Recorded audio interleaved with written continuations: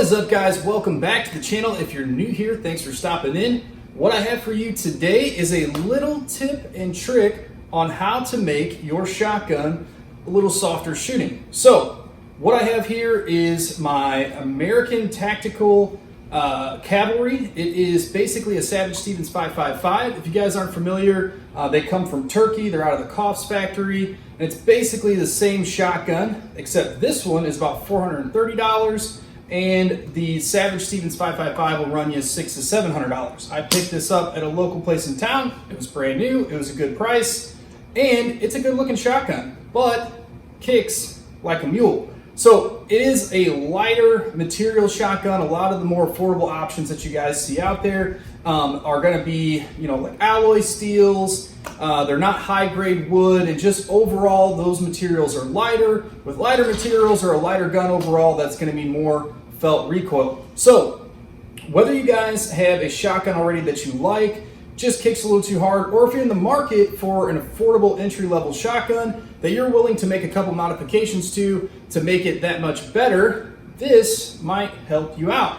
So basically what we're going to end up doing is we are going to put some weight in the rear of this shotgun, and it is going to help soak up some of that recoil because it is a more affordable option than going out and spending $100, $200 on some crazy butt pad on there that's allegedly supposed to soak up recoil and all that good jazz. So let's dive into it, and I will show you guys how to make your shotgun that much better. Like a mule. So I've got the butt plate removed here, which that should be fairly simple to understand. Don't forget to lubricate your screwdriver whenever you go in through the butt pad there. Always lube it up, if you know what I'm saying, giggity. That way you don't tear up that butt pad. But if you get back here to the end, the hole in your stock where you have your bolt down there in the bottom, I measured that hole out to be just under 7/8 of an inch. So when I measured out this 1/2 inch Schedule 40, which again, I know this is just under 7/8, this is 1/2 inch. I'm not a plumber. I don't really know how those figures match up, but you can see that it fits in there just right. So I believe it's 7 3/4 inches long. So what I'm gonna try doing here is I'm gonna take this cap that comes on it. I'm going to fill that with some silicone as like a buffer, and I'm gonna put that on the end here. I'm gonna hold it upright so it doesn't drip out, and then I'm going to be pouring some fishing weights down in there, and probably gonna seal it up with some more silicone or caulk here. And in order to keep from bouncing off of that bolt that's in the end down there, like I said, I do have this cap here. There's gonna be silicone in the end, so it'll provide some resistance as well. But then I also got these little felt pads for like furniture legs. So I'm gonna throw some of those on the ends, and hopefully it'll be tight enough in there that it won't have any room to wiggle out. I've seen some people do the rubber cap at the bottom or at each end, but I couldn't find a rubber plug that would fit this, and Home Depot wasn't much help. So that's what we're gonna try to do. And I might wrap the whole thing in electrical tape just to prevent any other type of marring and get a little bit tighter fit so you don't hear any clunking around in there. All right, so I got a big old glob of silicone in that cap, and we're just gonna try to thread her in there. It's a little difficult to do with one hand, but you guys get the gist. Give me 1 second to just get back at it. All right, got silicone down in there. I don't think I'm gonna leave the cap on it. I'm just gonna leave it with the silicone in the end, and then I'm gonna fill it up with lead weight, and then I'll put some more silicone at the top, and then we'll add our felt pads onto it.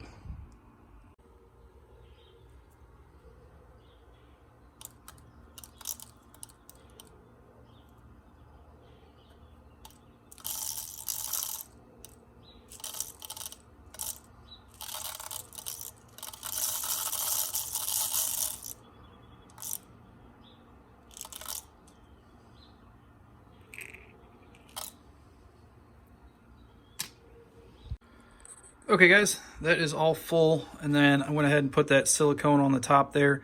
It's just a real thin layer. Kind of left it up just a little high so I can get as much, cushion or dampening as possible.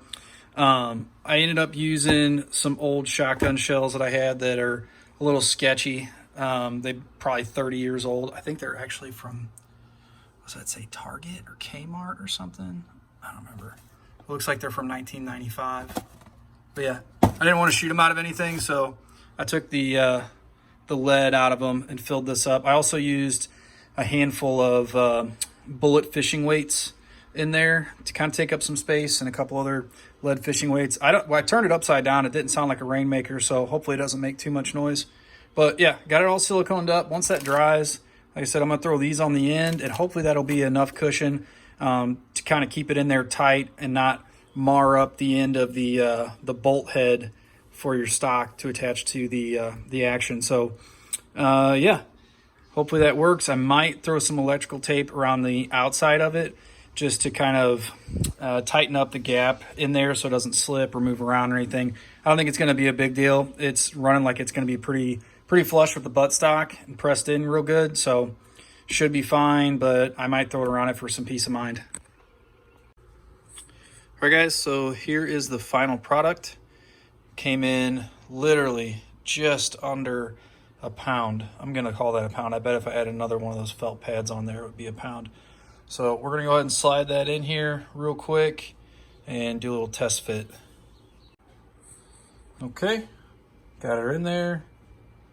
Once that butt plate is on the end, it should hold this in place, provide a little cushion, and it is snug. You can see there's a little bit of play just from the silicone and the felt pad, but it would be, or it should be, just enough for that butt pad to push it flush and keep everything solid.